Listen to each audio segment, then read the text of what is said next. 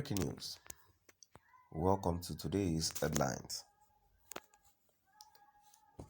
The U.S. damning report on Nigerian judiciary. The U.S. damning report on Nigerian judiciary. To my dear listeners from wherever you're listening from, please stay tuned as I read today's news.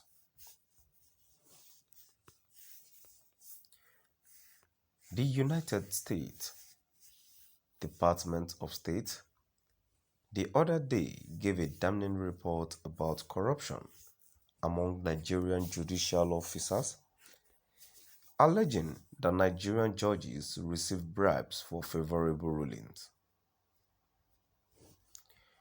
The allegations were contained in its country report on human rights practices for 2021.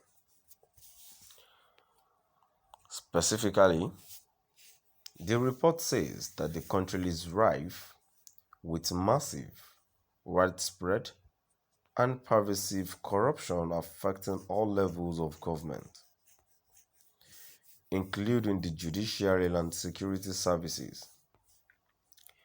It also draws attention to the fact that the executive and legislative arms of government often interfere on judicial matters, thereby perverting the course of justice dispensation. Despite the fact that the Constitution and relevant laws of the land provide for an independent judiciary, the report says political leaders in the country have continued to influence judges and lawyers, especially at state and local government levels.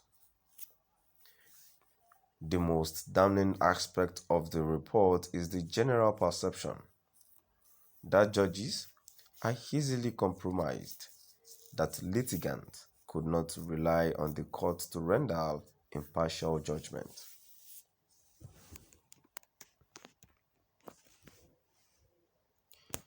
In the prevailing situation, many citizens are said to have encountered long delays and reported receiving requests from judicial officials for bribes to expedite cases or obtain favorable rulings. Other factors said to have encouraged corruption of judicial officials include understaffing, inefficiency, and absence of further education requirements for judicial officials and attorneys. Police officers in the country were often reportedly assigned to serve as prosecutors, thereby delaying the dispensation of justice due to poor salaries and allowances.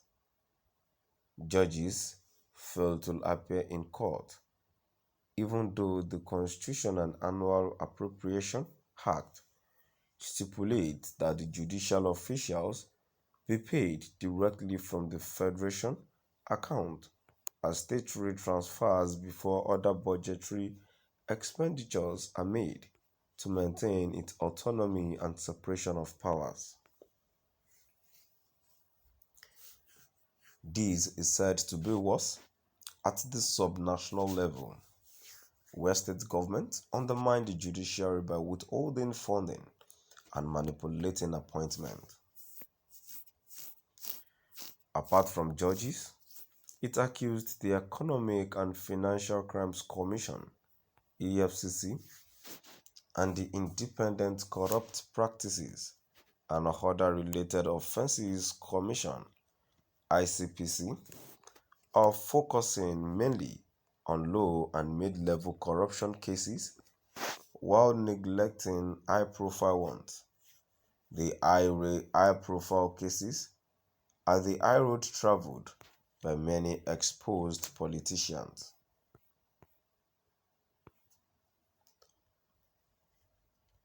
According to the report,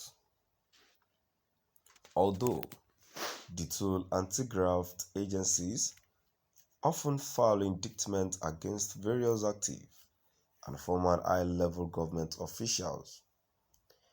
Very often, the cases are stalled for political reasons, thereby deepening corruption cases.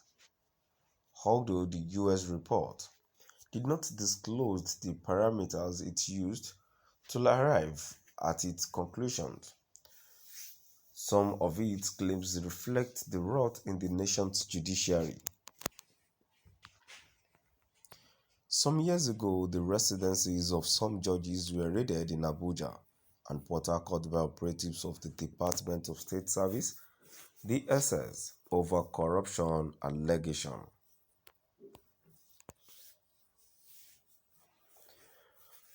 Also last year, the National Judicial Council (NJC) came hard on three High Court judges of concurrent jurisdiction for issuing conflicting ex parte party orders to the same subject matter. Consequently, they were barred from promotion to the higher bench for a period of 2 to 5 years whenever they were due for such promotion. However, the bribery allegations against them were not conclusively proved. There are many of such cases still pending at the NJC. Any country with a compromised judiciary is in trouble. Widespread corruption among judicial officials makes a mockery of the dictum that judiciary is the last hope of the common man. Where bribery is rife, miscarriage of justice is bound to occur. Corruption is the bench corruption in the bench can explain why justice is made available to the highest bidder. It is also hard to fault the conclusion that our judiciary is poorly funded and the remuneration of judges abysmally low when compared with other countries. In spite of the extant provision that the judiciary should be funded from the federation account to enhance its autonomy and independence, that provision is still observed in the breach. To my dear listeners, now we've come to the end of our today's news. Please do drop by at the comment section and let's know what your view is all about. Thank you for listening.